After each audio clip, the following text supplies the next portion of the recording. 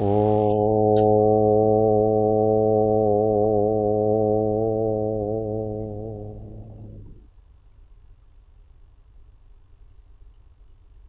नमो अरिहंताणं, नमो सिद्धाणं, नमो आयर्याणं, नमो उवज्जायाणं, नमो लोये सव्वसाहुणम्।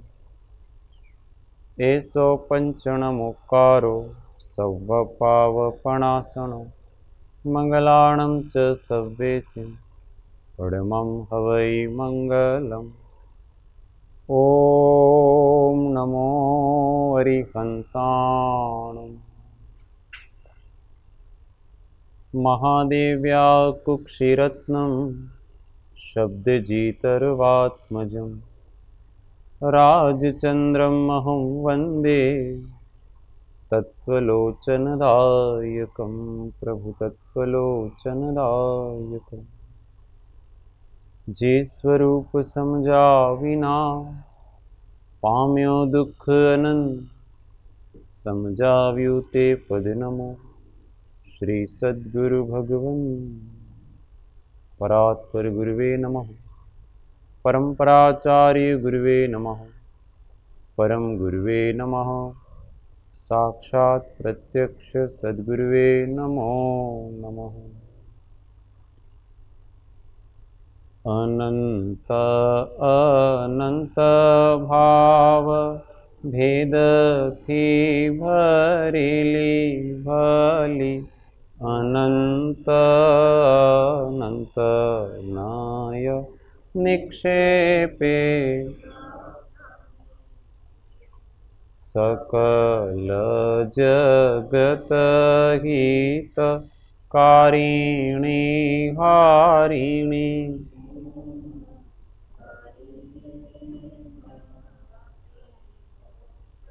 चारिणी प्रमाणी छे उपमा आप्यानी जेने तमारा कविते आपवाथी निज माती मपाई में मानी छे। अहो राज चंद्र बाळ ख्याल नथी पाम जिनेश्वर ताणी जाणी तेणे जाणी छे गुरु राज ताणी जाणी तेणे जाणी छे। ओ जय सद्गुरु, जय सद्गुरु। आवाज आवे छे? मने नथी आवती। થોડીક વધારો।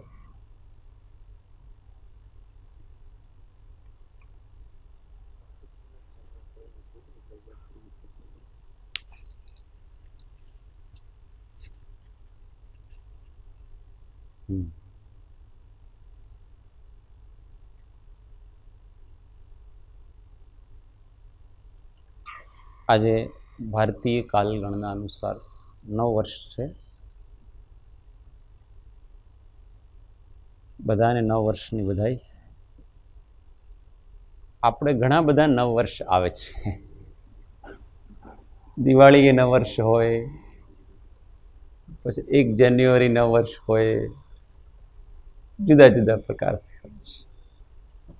आ आपणो मूल जे महीनाओ छे हिंद महीना चैत्र वैशाख अपनी संस्कृति एमां चैत्र महीनो प्रथम मास कहेवाय छे। प्रथम मासनी एकम एटले 9 वर्ष गणाय। आपणा माटे दरेक दिवस नवो दिवस छे।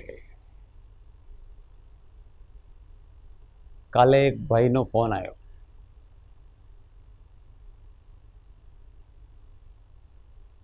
के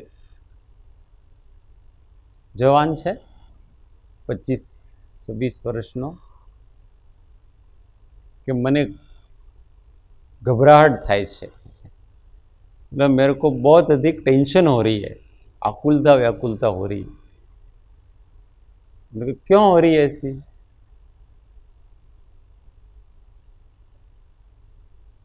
कि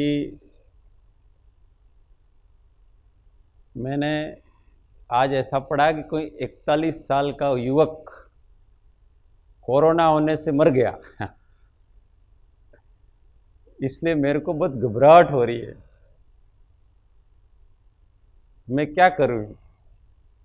मेरे को ऐसा लगता है कि मैं भी मर जाऊंगा लेकिन अभी मरे तो नहीं हो गए। तो मेरा कुछ करो, मैं बहुत, मेरे रात को नींद नहीं आती मेरे को। आ समस्या बधानी છે लगभग, અત્યારે બધાને ઉપર કાળ મંડરાય છે। मैंने कहा जब सुबह उठो ने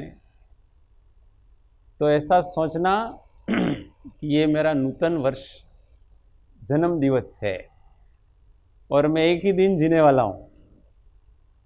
रात को सो तो वापस उठो इसकी अपेक्षा मत रखना, और इस एक दिन को ऐसे जीना जैसे कि अंतिम दिन हो, इसलिए मस्त रहो। मरने का डर समाप्त करो और जीने की इच्छा मत रखो, तो ही तुम जी सकते हो आराम से। नहीं तो ऐसे डर डर के तो तुम मर रहे हो, जी नहीं रहे हो। डर डर के जीना नहीं होता है, डर डर के तो मरना होता है। तो जितने क्षण हम जीवित हैं उतने क्षण तक आप जीने का आनंद लो और ऐसे जियो कि किसी भी समय मृत्यु आए तो हमका उसका दुख नहीं हो, पश्चाताप नहीं हो। ऐसा स्वच्छ साफ सुथरा जीवन, जिसका जीवन साफ सुथरा नहीं होता है ना, उसको मरने का डर है। क्योंकि मैं मर जाऊंगा तो मैंने तो बहुत पाप किए हैं, क्या पता कौन सी गति में जाऊंगा, क्या होगा, ये सब डर उसको है। और जिसका जीवन एकदम साफ सुथरा है, पारदर्शी, उसको क्या, ये शरीर जाएगा तो दूसरा शरीर तुरंत मिलेगा, और नहीं मिले तो भी क्या, अपने शरीर की कहां जरूरत है। साफ सुथरा जीवन जियो और आनंद करो।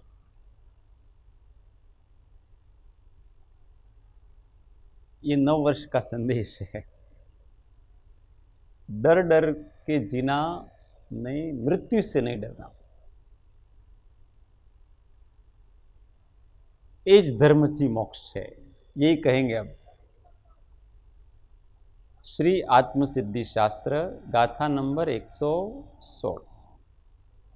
सौ साथी, एज धर्म थी मोक्ष छे, तू छो मोक्ष स्वरूप, अनंत दर्शन ज्ञान तू, अव्याबाद स्वरूप, अनंत दर्शन ज्ञान तू, अव्याबाद स्वरूप। एज धर्म थी मोक्ष है, इसी धर्म से मोक्ष है। किस धर्म से? आगे की गाथा में बताया, छूटे देहाध्यास।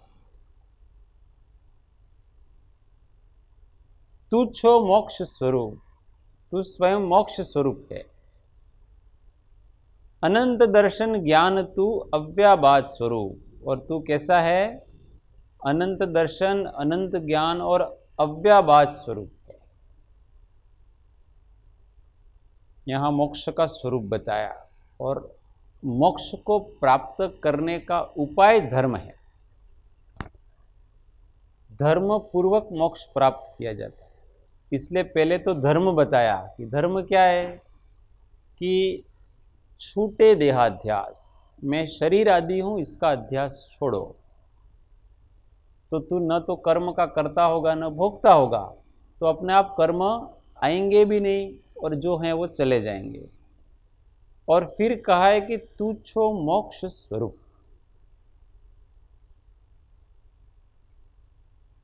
तेरा स्वभाव ही मोक्ष है। ग्रहण करना और त्याग करना ये जीव का स्वभाव नहीं है। कर्मों को ग्रहण करना और कर्मों का त्याग करना ये सब जीव के स्वभाव में नहीं। उसका स्वभाव तो हमेशा मुक्त है।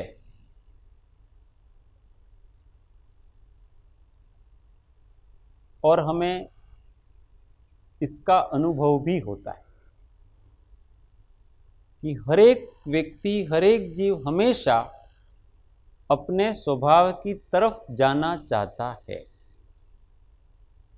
हर एक जीव जाने अनजाने में वो अपने स्वभाव की तरफ, मोक्ष की तरफ ही जाना चाहता है। बंधन से हर एक जीव छूटना चाहता है। चाहता है कि नहीं चाहता?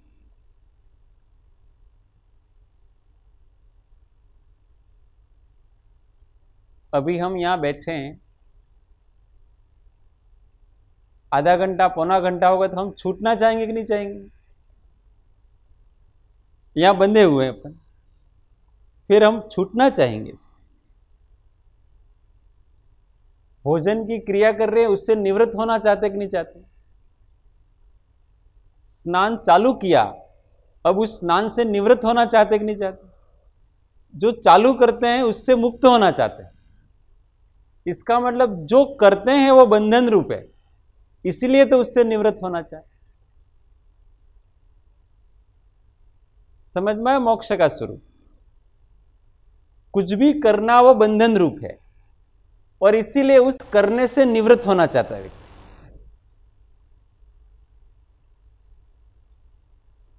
हम कोई काम स्वाध्याय करना चालू किया, अब हम क्या थोड़ी देर बाद हम उसको समाप्त करना चाहेंगे। क्यों समाप्त करना चाहते हैं? बंधन रूप हो रहा है। रात को सोए और सुबह हम क्या होना चाहते हैं? उठना चाहते हैं। क्यों? सोने में तो ज्यादा आनंद, कुछ करना नहीं पड़ता है अपने को, ज्यादा आनंद है ना। पर आपको ज्यादा कोई सुलाए, कितनी देर तक सो सकते हैं? 8 बजे तक, 9 बजे तक, 10 बजे तक। कई बड़े शहरों में रहते हो, दिल्ली मुंबई, तो 11-12 बजे तक। पर इससे अधिक तो नहीं सो सकते ना। उस नींद से भी आपको निवृत्ति चाहिए। हर चीज से आपको निवृत्ति हर एक जीव को चाहिए। इसका मतलब निवृत्त होने में सुख है, प्रवृत्त होने में सुख नहीं है। और हर एक व्यक्ति निवृत्त होना ही चाहता है। इसलिए हर एक व्यक्ति मोक्ष स्वरूप है और मोक्ष की तरफ जा रहा है। बस इतना ही है कि वो निवृत्त होना चाहता है, पर अज्ञान के कारण उस निवृत्ति प्रवृत्ति को निवृत्ति मान लेता है। दिन भर काम किया तो हम निवृत्त होना किसको मानते हैं? कि चलो अब शांति से बैठ करके टीवी देखते हैं, ये निवृत्ति। चलो अब सो जाते हैं, ये निवृत्ति। हम इसको निवृत्ति मानते, पर वो भी तो प्रवृत्ति हुई। टीवी देखने के बाद उसको भी छोड़ना चाहते हैं अपन। तो वो जो निवृत्ति सदा काल नहीं रहती है, वो निवृत्ति भी कहां हुई? वो भी तो प्रवृत्ति हुई। ऐसी निवृत्ति जिसमें फिर से प्रवृत्ति करनी नहीं पड़े, उस निवृत्ति का नाम मोक्ष है। और जाने अनजाने हम उसकी तरफ जाते। कोई व्यक्ति टेंशन में रहना चाहता, उसको उससे निवृत्ति चाहिए। कोई व्यक्ति बहुत अधिक रागी रहना चाहता है, नहीं चाहता है, राग दुख कारण है, उसको उससे निवृत्ति चाहिए। थोड़ी देर तक अभिलाषा रहती है, तब तक अच्छा लगता है। अभिलाषा पूरी हो गई, वो चीज अच्छी नहीं लगती। अब ये कब छूटे तो अच्छा। तो वो धीमे धीमे, जिस क्षण हम किसी से बंधते हैं ना, उसी क्षण से हम उससे मुक्त होने की प्रक्रिया चालू हो जाती है हमारी। बंधन के साथ ही मुक्ति की प्रक्रिया चालू है। इसका मतलब बंधन है वो सत्य नहीं है, मुक्ति है वो सत्य है, और वो अपना स्वरूप है।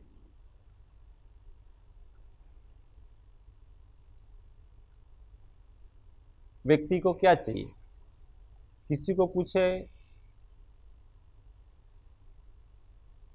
आप इतनी मेहनत क्यों कर रहे हैं भाई? तो सुखी होने की। सुखी कैसे होंगे? तो कमाएंगे तो सुखी होंगे, पैसे आएंगे। बहुत पैसे आ गए तो क्या करोगे? तो घर में बहुत सारी सुख सुविधा की सामग्री लाएंगे। वो आ गई तो फिर क्या करोगे? तो फिर क्या करना? उनको लेके घर पे बैठे रहेंगे। तो अभी बैठे रहो, आपको बैठना ही है घर पे आराम से, कोई चिंता नहीं, तो अभी चिंता छोड़ो। व्यक्ति जा तो वही रहा है, परंतु वो अज्ञान के कारण ऐसे साधन को हाथ में ले रखा है जो उसको निवृत्ति देगी नहीं, प्रवृत्ति में डालेगी। चाहिए मोक्ष, और उस मोक्ष का स्वरूप बताया है। अनंत दर्शन, अनंत ज्ञान, अव्याबात, 3 प्रकार का उसका स्वरूप। अनंत दर्शन, अनंत ज्ञान। अनंत के यहां 2 अर्थ ले लें। एक तो अनंत का मतलब जिसका अंत नहीं होता है, ऐसा ज्ञान, ऐसा दर्शन, अर्थात हमेशा रहता है। और दूसरा, जो अनंत पदार्थों को विषय करे, ऐसा ज्ञान और ऐसा दर्शन। मुख्य रूप से यहां पर अनंत पदार्थों को विषय करे ऐसा ज्ञान और ऐसा दर्शन, वो यहां मुख्य नहीं है।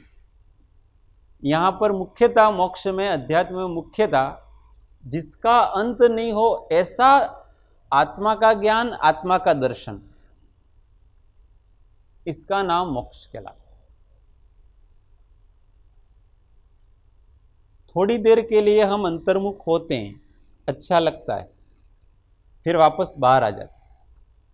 अब ये नहीं, अब क्या है, अब लगातार एक ही अवस्था, आत्मा की ही अनुभूति, आत्मा की निरंतर जो आत्मा की अनुभूति है, उसी का नाम अनंत दर्शन और अनंत ज्ञान कहलाता। और फिर दूसरा शब्द लगा अव्याबात। अव्याबात का मतलब कोई भी बाधा नहीं पहुंचे, ऐसा आनंद, ऐसा ज्ञान, ऐसी शक्ति। अभी अपने को बाधा पहुंचती,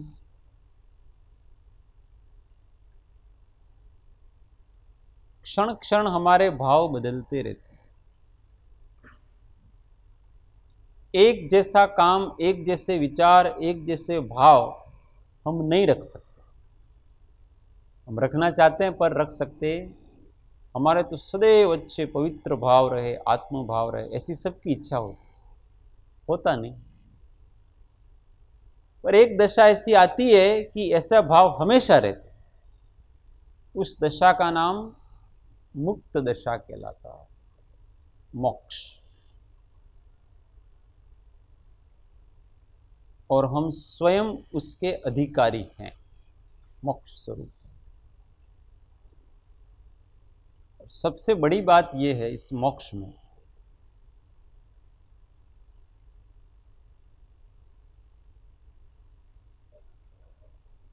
मुक्ति की प्राप्ति करने के लिए हमें किसी भी व्यक्ति अथवा वस्तु के ऊपर निर्भर नहीं रहना पड़ता।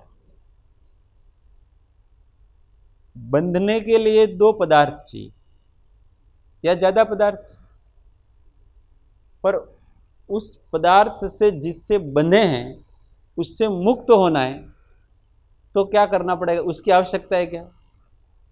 किसी की आवश्यकता नहीं।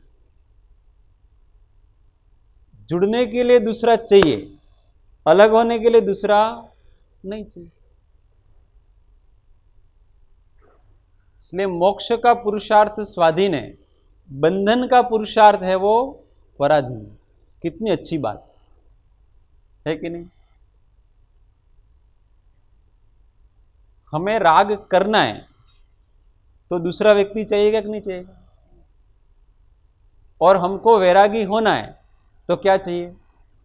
दूसरा नहीं चाहिए। हमें क्रोध करना है तो दूसरा व्यक्ति चाहिए, और हमें शांत रहना है, दूसरा व्यक्ति नहीं चाहिए।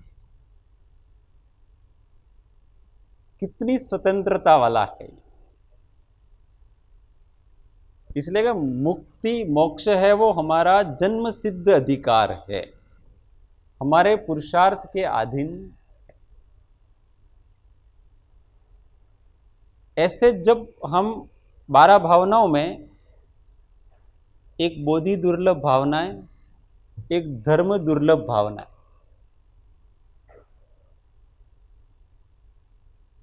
दुर्लभ का विचार करते करते कभी सुलभता का विचार करना।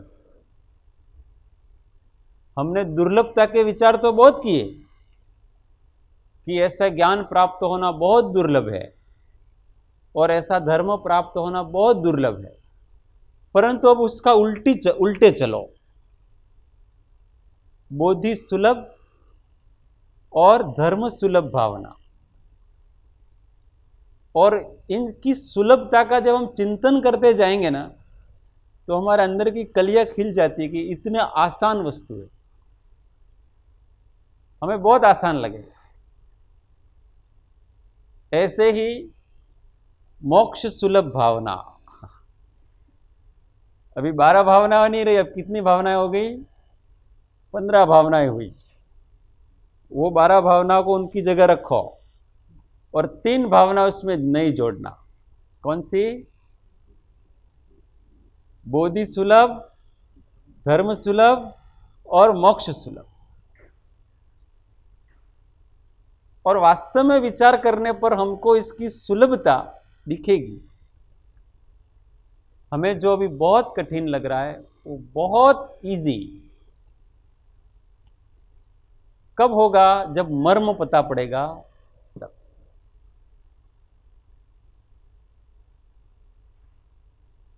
समझ पीछे सब सरल है, बिन समझे मुश्किल। समझ के साथ बहुत आवश्यक वस्तुएं चाहिए, ऐसा नहीं चाहिए। आवाज आवे छे? મને आवाज આવતી નથી, એટલે ગળામાં ખીચાવ આવે છે।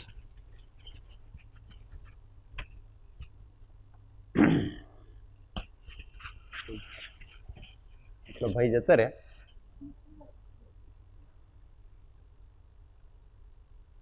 बोल करके किसी को सुनाना है तो पराधीनता है कि नहीं? इसकी पराधीनता, इसकी पराधीनता, गले की, वचन वर्गणा की पराधीनता, सामने वाले की पराधीनता, और मौन रहना है तो स्वाधीन। कितना सहज है ये चीज। ऐसे विचार करना कि मेरे को मुक्त होना है तो मुझे किसकी जरूरत है? किसी की जरूरत नहीं।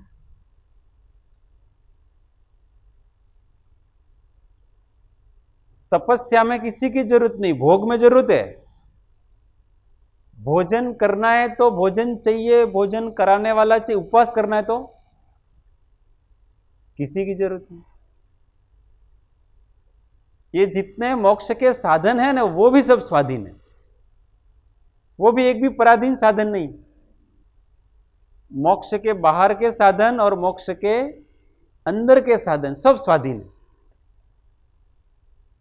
बाहर के साधन में ऐसा मानो कि तप है, व्रत है, तो वो भी सब स्वाधीन। कोई भी तप करने के लिए शरीर की आवश्यकता है? बताओ। दूसरे पदार्थ की तो बात ही क्या, किसी शरीर की भी आवश्यकता नहीं है तप करने के लिए। आत्मा तप करता है, शरीर तो करता नहीं है ना। अहिंसा पालन करने के लिए किसी दूसरे व्यक्ति की जरूरत है? अहिंसा व्रत का पालन करना है तो किसी की दूसरे व्यक्ति की जरूरत है कि नहीं? दया पालन। क्यों? जीवों को बचाओगे कैसे? दूसरा नहीं होगा तो। दूसरा जीव है नहीं तो हम बचाएंगे कैसे उसको? हम दूसरे को बचाते हैं, इसी को तो कहते हैं कि हमने दया पाली। तो दूसरे की जरूरत है कि नहीं? बोलो भाई, जागृति।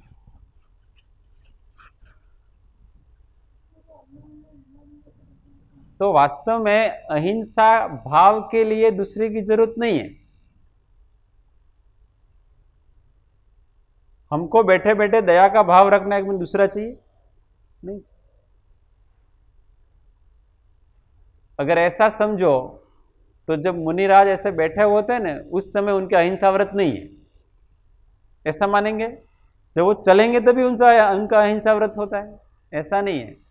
अहिंसा भी दूसरे जीव के सापेक्ष नहीं है, सत्य भी दूसरे जीव के सापेक्ष नहीं है, अचौर्य भी दूसरे जीव के सापेक्ष नहीं है, ब्रह्मचर्य भी दूसरे जीव के सापेक्ष नहीं है, अपरिग्रह भी दूसरे जीव के सापेक्ष नहीं है। कोई वस्तु, कोई भी साधन दूसरे के सापेक्ष है ही नहीं। 12 प्रकार के तप है, उसमें सब स्वाधीन। इसलिए मोक्ष सुलभ है। धर्म के 4 प्रकार बताए। अहिंसा धर्म स्वाधीन है, उत्तम क्षमादि 10 धर्म सब स्वाधीन है। क्षमा रखने के लिए दूसरे व्यक्ति की जरूरत नहीं, विनय के लिए दूसरे की जरूरत नहीं है, विनय करने के लिए देव शास्त्र गुरु की आवश्यकता नहीं है। विनय भाव है वो स्वाधीन है। और अगर ऐसा मानेंगे ना कि दूसरे देव शास्त्र गुरु हो तब हमारा विनय गुण होगा, तो सिद्धों के अंदर विनय गुण समाप्त हो जाएगा, अथवा अरिहंत के अंदर विनय गुण समाप्त हो जाएगा। और आत्मा का गुण कैसे समाप्त होता है? उनके अंदर परम विनय प्रकट हुआ है, तो वहां द्वैत समाप्त हो गया है। जब तक 2 रहते हैं तब तक वो गुण है वो द्वैत रूप होता है, क्षोभक्षम रूप होता है। अब उनके क्षायिक हो गया, दूसरे की जरूरत नहीं, स्वाधीन है। अपने आत्मा के प्रति ही जो निष्ठा है, श्रद्धा है, विनय है, वो ही परम विनय कहलाता है। आवश्यक सरलता के लिए दूसरे की आवश्यकता नहीं, संतोष रखने के लिए दूसरे की आवश्यकता नहीं, संयम के लिए दूसरे की आवश्यकता नहीं, त्याग के लिए दूसरे की आवश्यकता नहीं। किसी के लिए दूसरे की आवश्यकता। मोक्ष सुलभ भावना, धर्म सुलभ भावना। आत्मज्ञान की प्राप्ति करनी है, किसकी आवश्यकता है बता? आत्मज्ञान प्राप्त करने के लिए क्या चाहिए?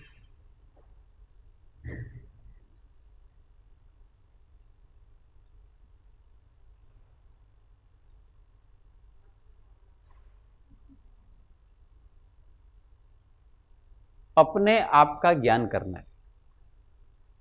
उसमें किसकी जरूरत है? मैं हूं, मैं कौन हूं, इसकी अनुभूति करनी। किसकी जरूरत है इसके लिए? आत्म भावना, आत्म भावना भाव। दूसरे की जरूरत पड़ी, कोई किसी की आवश्यकता है इसमें? अपने आप की खोज खुद करो, मिल जाएगा। अपने गुरु खुद बनो, मिल जाएगा। और जब जीव ठान लेता है कि मुझे अपनी खोज करनी है, तो आपको उस खोज में सहायक गुरु भी मिल जाएंगे, सब मिल जाएगा ऑटोमेटिक। ये इसके विचार करना। मोक्ष स्वरूप बार बार ये कहते हैं ना महापुरुष, ये सरल है, सरल है, सरल है, तो इसलिए सरल। आगे और कहते हैं 117, शुद्ध बुद्ध चैतन्य घन स्वयं ज्योति सुख धाम, बीजू कहिए केटलो कर विचार तो पाऊं, बीजू कहिए केटलो कर विचार तो पाऊं। अब साधन बता। शुद्ध बुद्ध चैतन्य का हम शुद्ध हैं। क्यों? क्योंकि दूसरे से कोई अपना संयोग नहीं है। बुद्ध हैं, ज्ञान स्वरूप ही हम हैं। चैतन्य घन, चैतन्य का पिंड है हम। स्वयं ज्योति अंदर ही प्रकट हो रही है, बाहर की ज्योति की आवश्यकता नहीं है। सुख धाम और सुख के रहने का स्थान है, मतलब हम सुख के सागर हैं। बीजू कहिए केटलो, और कितना कहें, कर विचार तो विचार करो तो प्राप्त करो। इन्होंने भी यही बता दिया कि ये आपके हाथ में है। इन्होंने यही बता दिया कि आप खुद विचार करके देखो कि आप ऐसे हो कि नहीं हो जाओगे।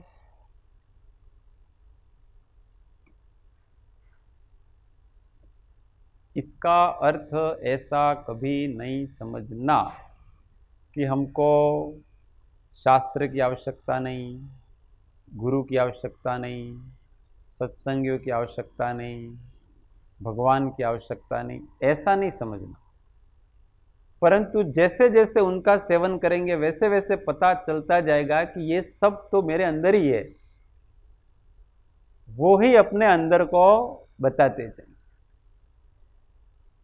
अपने अंदर का खजाना है, उस खजाने को ये सब बताते हैं। बस तुम्हारे घर में वो पड़ा हुआ है, तुम अपनी तरफ देखो, हमारी तरफ मत देखो। हमने भी अपनी तरफ देखा, तब जाकर के हमको पता चला। तुम अपने घर में खोदो, मिलेगा, जरूर मिलेगा।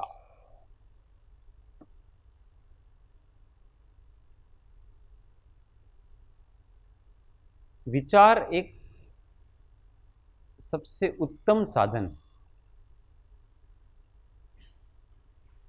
जहां अविचार है वहां दुख है, और जहां विचार है वहां सुख।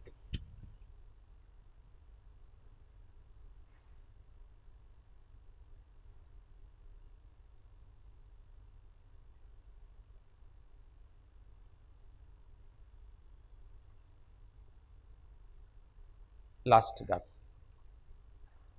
निश्चय सर्वे ज्ञानिनो आवी अत्र समाय, धरी मौनता इम कही सहज समाधि माय, धरी मौनता इम कही सहज समाधि।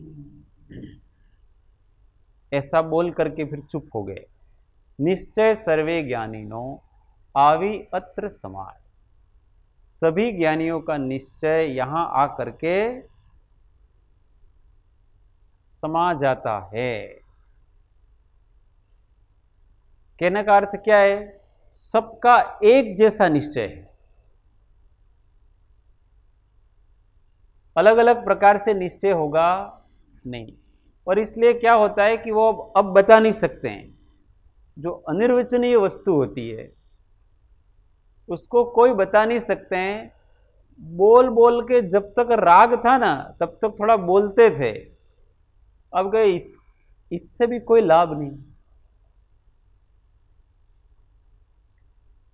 इस बात का भी उनको पता पड़ जाता है कि किसी के बोलने से किसी का कोई लाभ नहीं है। ये वस्तु भी बराबर पता पड़ जाती। इस वो भ्रम निकल जाता है अपने में से कि मैं बोलता हूं इसीलिए लोग सुनते हैं और सुन करके सुधरते हैं, ये भ्रम है। ये भ्रम भी निकल जाता है तो राग टूट जाता है, तीव्र मुमुक्षुता आ जाती है, फिर कुछ नहीं। धरी मौनता एम कही सहज समाधि। इस जगत में जिस समय जिस जीव का जिस प्रकार से जिसके निमित्त से कल्याण अथवा अकल्याण जैसा होना होता है, उस समय उस जीव को उस जगह पर उस समय उस निमित्त से कल्याण अथवा अकल्याण संप्राप्त होता है। इसमें इंद्र, जिनेंद्र, नरेंद्र कोई कुछ कर सकता नहीं है, तो हम बोल बोल के क्या करें। होता है ना, निमित्त निमित्त एक ऐसा संबंध है सामने वाले के। अब कल्याण और अकल्याण कैसा होता है, किसी का कल्याण होना होता है और सामने वाले का ऐसा उदय होता है। बोध देने का भी ये उदय हो, उदय के बिना बोल नहीं सकता कोई भी, उसके इसका ऐसा उदय है, उससे रहा नहीं जाता है। रहा नहीं जाता मतलब वो काम उस समय होगा। जैसे तीर्थंकर, अब वो नहीं चाहे तो भी उनकी आवाज निकलेगी, उदय है उसका, क्या किया जाए। और ऐसे में जिनका कल्याण होना होता है वो कहीं से भी उस वाणी के योग उनको मिल जाता है और उसके निमित्त से उसका कल्याण हो जाता है। अब ये व्यक्तियों का कि मेरे निमित्त से इतना कल्याण हुआ, तो ये सब भ्रम। अगर किसी के निमित्त से होता है तो वैसा सबको होना चाहिए, क्योंकि कारण कार्य संबंध तो हमेशा सबके ऊपर समान रूप से लागू होता है। अगर किसी का बोध है वो किसी को किसी में कारण रूप होता है तो वो सब में होना चाहिए। किसी में होता है और किसी में नहीं होता, इसका मतलब आपका बोध काम नहीं कर रहा है। उस द्रव्य की योग्यता और उसकी जागृति है, उसकी तत्समय की योग्यता है, वो वहां काम कर रही है। आपका बोध निमित्त रूप है। उस समय आप नहीं होते तो दूसरा होता, और दूसरा भी नहीं होता तो स्वयं बुद्ध होता। ऐसा है, इसलिए ये भ्रम भी निकल जाता है। और इस कारण से क्या होता है, धरी मौनता, एक तो ये भ्रम निकल जाता है और दूसरा कि असमर्थता, शब्द नहीं, अनुभूति को व्यक्त करने के शब्द होते नहीं, इसलिए भी शब्द असमर्थ हैं। भावों को तथारूप अभिव्यक्त करने में शब्दों की अपनी मर्यादा। उसको कोई संकेत से शब्द के पीछे रहा वो भाव समझ जाए तो समझ जाए, नहीं समझे तो नहीं। क्या उदय पुरुषार्थ कराता है कि नहीं कराता है? प्रश्न बहुत अच्छा किया। उदय पुरुषार्थ, विभाव का पुरुषार्थ उदय कराता है, स्वभाव का पुरुषार्थ हृदय कराता है, अर्थात अपनी योग्यता कराता है। समझ में आ गई बात? अगर आपको शुभाशुभ में परिवर्तन करना है तो उदय चाहिए, वो उदय का पुरुषार्थ है सारा। और अगर हमको स्वभाव में जाना है तो वो हमारी योग्यता ले जाएगी, अपना उपादान है वो ले जाएगा, उसमें उदय की आवश्यकता नहीं। औदैहिक भाव शुभाशुभ हैं। समझ में आई बात?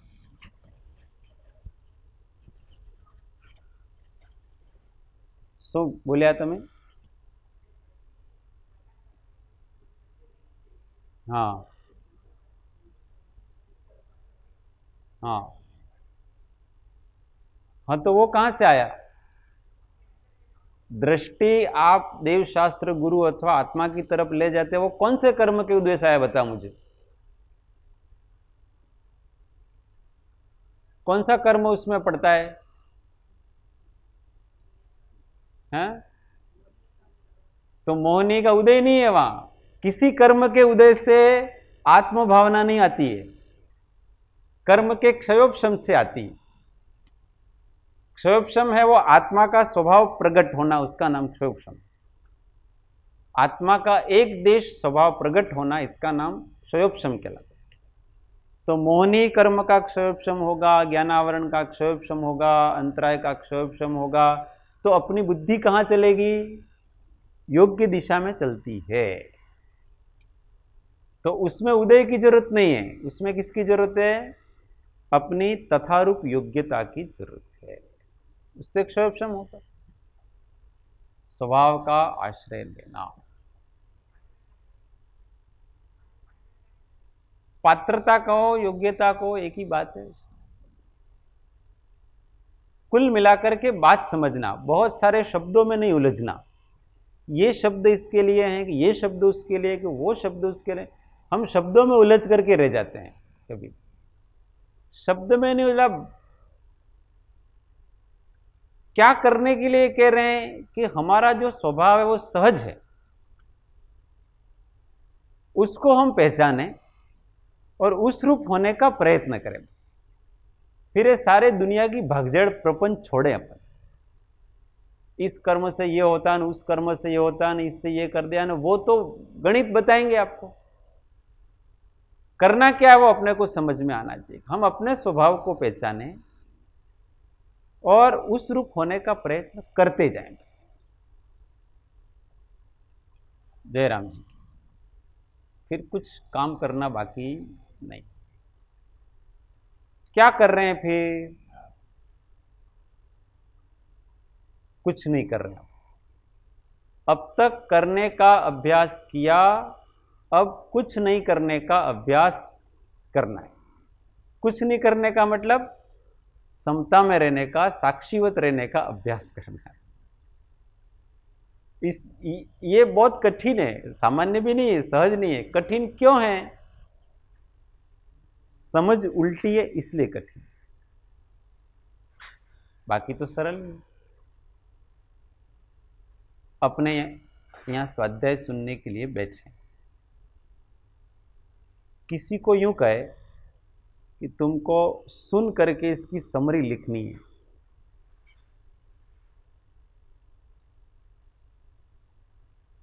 किसी को यूं कहे कि तेरे को सुन करके 5 मिनट बोलना है, किसी को यूं कहे तुम सुनोगे कल मैं पूछूंगा,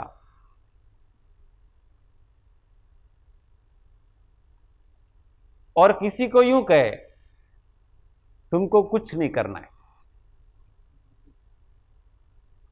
कुछ नहीं करना है तुमको, बस सहज भाव से जो हो रहा है उसको देखते जाओ। कान में पड़ रहे हैं शब्द, सुनते जाओ। बुद्धि जैसे चलती है वैसे चलने दो।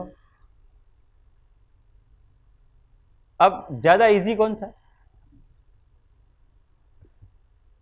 लिखना इजी है, स्मृति में रखना इजी है, कि बोल याद करके बोलना इजी है, कि कुछ नहीं करना वो इजी है? वो इजी है ना सबसे। इसलिए मोक्ष इजी है कि वहां आपको करना कुछ नहीं था, आपको ज्ञाता दृष्टा बन के बैठे रहना था। ज्ञान का स्वभाव है करेगा, अंदर ऑटोमेटिक वो भेद ज्ञान वगैरह वो सब होता जाएगा, ज्ञान का स्वभाव है। ऐसा थोड़ी कि हम कुछ नहीं करेंगे तो अंदर भी कुछ नहीं होगा। अंदर तो जो होना वो होता ही है। केवली भगवान प्रयत्न पूर्वक कुछ नहीं करते हैं तो भी लोकालोक के पदार्थ ज्ञान में आते कि नहीं आते हैं? कुछ नहीं करते तो भी आते हैं। प्रॉब्लम यह है कि हम कुछ किए बगैर रह सकते नहीं, इमोशंस को कंट्रोल नहीं कर पाते और हम जुड़ जाते घटना में वगैरह में सब जगह। किसी को ये झगड़ा हो रहा है, तुमको केवल देखना है करना कुछ नहीं, देखना है, नहीं रह पाएंगे यार। वो फालतू में कि देखो उसने वो इतना कर रहा है और तो भी वो फालतू में इसको ऐसा कर, हम नहीं देख पाएंगे। मारे थे नहीं जो भाई, क्योंकि तू देख नहीं रह पाते। हमारे भावनाओं के ऊपर हमारा कंट्रोल नहीं। ये मोक्ष मार्ग, अच्छा बुरा सब कुछ देखने का प्रयत्न। हो सकता है किसी जगह बुरा हो तो हमें उसमें थोड़ा हस्तक्षेप करें, पर अंदर से नहीं, बार बार से। अंदर से तो उसके भी साक्षी ही रहने का प्रयत्न करें। रह सकते हैं। घर में बहुत गंदगी, कचरा, आपको कोई 3 दिन इस कचरे में ही रहना है, रह सकते हैं? मन तो फावे ज नहीं, जरा ही नहीं फावा। आपको इसमें रहना है 3 दिन। अव्यवस्था में आप कितने साक्षी रूप रह सकते हो? क्योंकि दुनिया अव्यवस्थित ही है पर्याय दृष्टि से देखो, और द्रव्य दृष्टि से देखो तो सब व्यवस्थित। जिस समय जिस चीज को जहां होना होता है उस समय वो चीज वहीं होती है। आप कहां से व्यवस्था और अव्यवस्था वाले हो गए? किसी को अव्यवस्था ही व्यवस्था लगती है, किसी को व्यवस्था अव्यवस्था लगती है।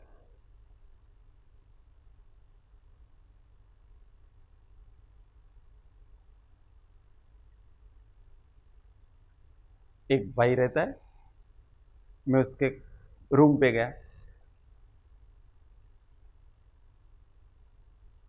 तो अपन जिसको अव्यवस्था, सब जगह अस्त व्यस्त एकदम, कोई चीज मतलब ऐसे कबाड़ खाने में आ गया ना ऐसा लगा। तो मैंने कहा व्यवस्थित रहो, कमरा व्यवस्थित करो तुम। तो कहा व्यवस्थित ही है, बहुत व्यवस्थित है। कुछ दिन पहले मेरी मम्मी आई थी, सब अव्यवस्थित कर दिया उसने। किसी आलिया में क्या रख दिया न किसी में क्या रख दिया न, मैं सब एक जगह इकट्ठा करके रखता, इसलिए मुझे एक जगह सब मिल जाए। तो जहां जूते पड़े वही बिस्तर पड़ा है ना, वही उसके खाने का वो पॉपकॉर्न पड़ा है ना, कुछ का पड़ा है ना, सब एक जगह। तो मेरे को यही व्यवस्थित लगता है। मेरी मम्मी आ जाती है तो सबको अलग अलग जगह रख देती, उसको वो व्यवस्था कहती है, मैं इसको व्यवस्था कहती। मैंने कहा ठीक बात है, पर हम जानवर नहीं है, हम इंसान हैं। तो ये भी एक दृष्टि है। तो ठीक है, आपको उसी में व्यवस्था लगती है तो, परंतु हमारी उस मान्यता से दूसरों को कष्ट नहीं होना चाहिए, इतना जरूर ध्यान रखना। तुम्हारे पास यहां आके बैठे ना, आधा घंटा कोई बैठ नहीं सकता है, इसलिए अब तुम अव्यवस्थित हो जाओ। मैंने कहा तुम जिसको व्यवस्थित मानते हो ना, उसमें अव्यवस्थित हो। ये देखने का नजरिया होना चाहिए। तो हमको कोई अव्यवस्थित नहीं लगेगा, कोई बुरा नहीं लगेगा, कोई छोटा कोई बड़ा कोई क्या, ये लगेगा नहीं हमको। दृष्टि बराबर बना ली तो सहज सरल क्या है? साक्षी रूप ज्ञाता दृष्टा रूप रहना, हमेशा शांत रहना, हर चीज को स्वीकार करते जाना, ये सबसे सरल है, उसको करना है। इसलिए मोक्ष का मार्ग सबसे सरल, और जिसको ये समझ आ जाती है उसको ये वास्तव में सरल लगता है। जिस दिन से ऐसा आत्मबोध जाग जाता है कि सहज होना है और सहज रहना है, स्वभाव में रहना है, कोई दुख नहीं, कोई कष्ट नहीं, नो प्रॉब्लम, कोई भी उदय आया उसको सहज रूप से सहन कर लेना है, उस दिन से उसको यूं लगता है कि वास्तव में मेरा मोक्ष हो गया। उसको मुक्ति ही लगता है, क्योंकि बंधन के सारे कारण समाप्त हो गए इसके। क्योंकि जो परेशान हो रहा था वो तो परेशानी रही नहीं ना उसके। अब कोई उदय परेशान नहीं कर सकता है, कोई सामने वाला व्यक्ति परेशान नहीं कर सकता है, कोई निंदा, कोई प्रशंसा, कोई लाभ, कोई हानि, कोई जय पराजय, साता असाता, कोई परेशानी नहीं करता।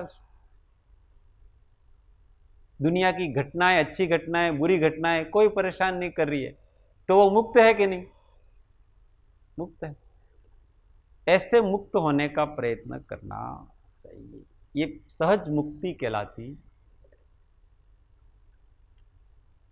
कोई ने प्रश्न पूछू?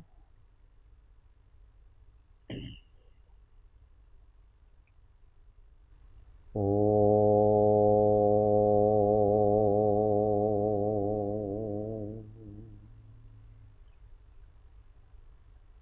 सुख धाम अनंत सुसंत चहि, दिन रात्र रहे तध्यान महि। पर शांति अनंत सुधामय जे प्रणमो पद तेवर तेज हो प्रणमो पद तेवर तेज।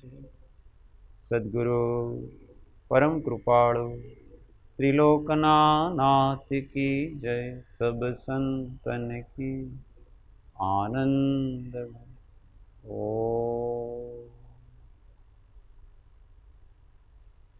सूत्र सौ साथी। हूँ आत्मा छूं, आपनो सेवक छूं, सौनो मित्र। हूँ आत्मा छूं, आपनो सेवक छूं, सौनो मित्र। हूँ आत्मा छूं, आपनो सेवक छूं, सौनो मित्र। जय सद्गुरु। जय सद्गुरु।